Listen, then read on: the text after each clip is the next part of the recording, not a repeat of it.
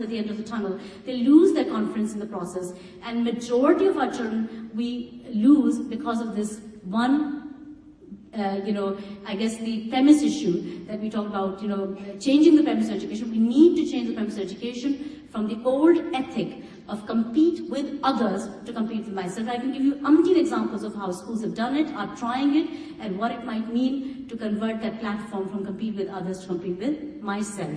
And in addition, excellence in all things can mean things like, recognizing the potential of every single child in the class to become great. Every child is special, every child has special talents, God-given faculties. They're not going to all get 100% marks in mathematics, but everyone can be a successful member of a family, successful member of a community, successful member of the world. And everyone has a right to become successful. So we already envision a fruitful tree, a beautiful human being at the end of the tunnel of learning, and we will get it. Our envisioning of our children is lacking. We see them in a very different sense, that we don't need no education. What is the Pink Floyd song comes to mind? We're really not thinking of children in the right light. If we visualize that correctly, we saw them as successful. We saw the backbenchers of Mahatma Gandhi, and Mahatma Gandhi was a backbencher. Abraham Lincoln was no ace in his English and maths. And yet, these are the people who wrote history. Where are the people of metal? Where are the people with character? Where are the people with their roots really strong? We're losing generations because we are paying homage to the wrong ethics in education. So you've got to change the very foundation on which education is based. Finally, the culmination of all learning and everything is that a child becomes of service to humanity. In that, he will find a greater connection to meaning in life, and his life will become, or her life will become more meaningful. And from the earlier stages, we need to nurture this spirit of service. In pre-primary, for example, the Casa di Bambini concept has it that the older children help the younger ones, or they help each other. And so they're, polishing their shoes and tying each other's knots and showing each other things. And I think that's absolutely lovely. In Iceland, one school, they were, rubbing oil on each other.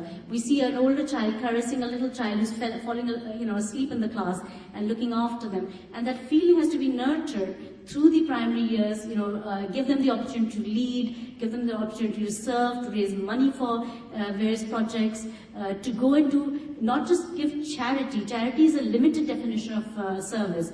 It always implies that I have something and you don't. A more advanced definition of service might be that becomes a way of life. That you do everything you do with a spirit of service. You clean the floor, but you do with a spirit of service. You teach in the classes with a spirit of service. So teaching them that spirit of service might also mean certain other types of interventions, like going to a village, and we did that some time ago with Devi, a little organization that I'm involved in, and having children do shramdan, giving of their labor, and working with the village children to build a drainage system or kyari or whatever.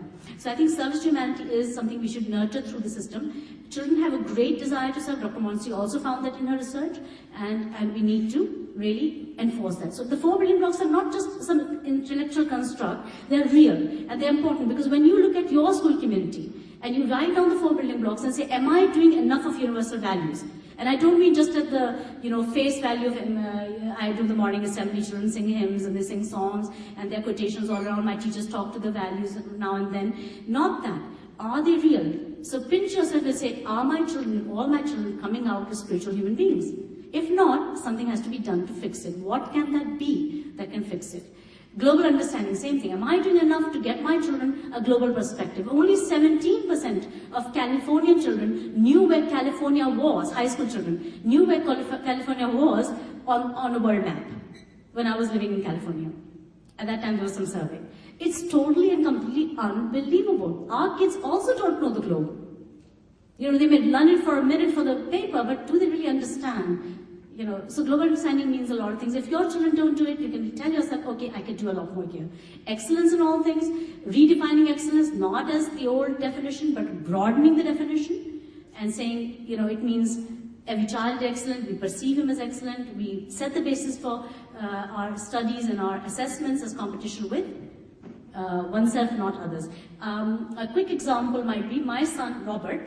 He's 6 years old, a pupil of the eye of my parents, and constantly with my mother.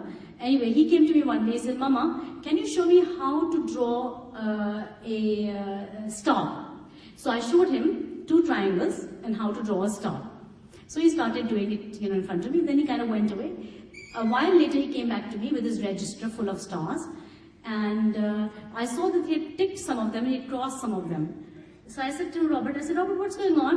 He said, Mama, can't you see all these done that I've ticked, with this right sign are the ones I did well. The ones I've crossed out, I did badly. You see, my teachers are not allowed to mark children very good, well done, stars. All these things are wrong. Because what they're saying is, come to me if you want to know if you've done good work.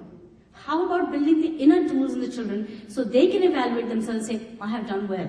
I was so proud that my son could, little one, now he's 6, but this was about maybe 2 years ago, and he could come to me and distinguish himself, what he did well, what he didn't do so well.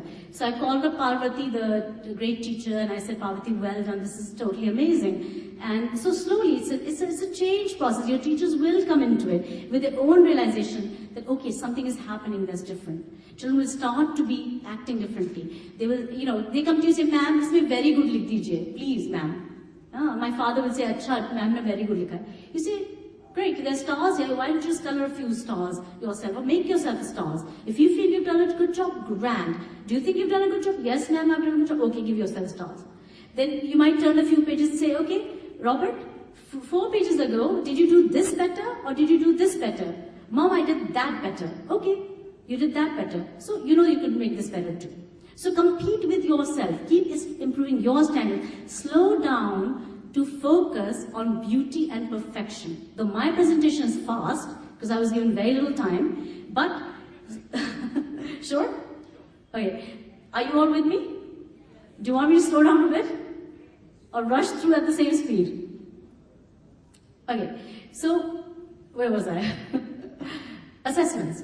The way we evaluate, the way we tell our children, you want to turn the equation around as much as possible. Say, okay, what do you think? Because you want them to appreciate the shades of grey. You want them to understand what's really good, what's not so good. You don't have to point out another child, because child will himself or herself start understanding that there are relative standards. And he has to figure out where he belongs. And every child, just like, we have our own personal styles, how we stand, how we talk, our voice projection, so many things, our body language. Every child can succeed, even despite his short height and, his particular take on, particular things he does the way he does.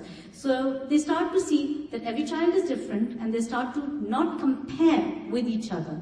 And I think that's where you start to see success, and that would be checking that you're doing right things in excellence in all things. And finally, service to humanity, again, if your children have compassion in their hearts, they care for the poor, they feel, things, the emotions are deepened, then something is right. CMS uses music a lot to develop and deepen emotion. There are lots of inspiring music that feeds the spirit and that feeds the heart. We really need to get to the heart and the spirit. We can't just act at the mental level, and that's causing all the problems we see in present-day society. So in essence, the 4 building blocks lead to 4 main outcomes. The spirit to be who I am, heart to love, mind to know, and body to do. It's somewhat similar to the UNESCO Delors report, some of you might have come across that, but it's still profoundly different. For example, they define, learning to know each other. That is your global understanding. I say global understanding. The difference is in the interpretation, because they talk about, for example, flags, foods, and flags, foods, and festivals of different countries. You're sitting in one country and you're seeing everybody's wearing jeans, in another country they're wearing jeans as well. Nowadays, to say, okay, the Japanese wear the kimono and eat this kind of Japanese food is not reality. We eat Japanese food right here in Lucknow.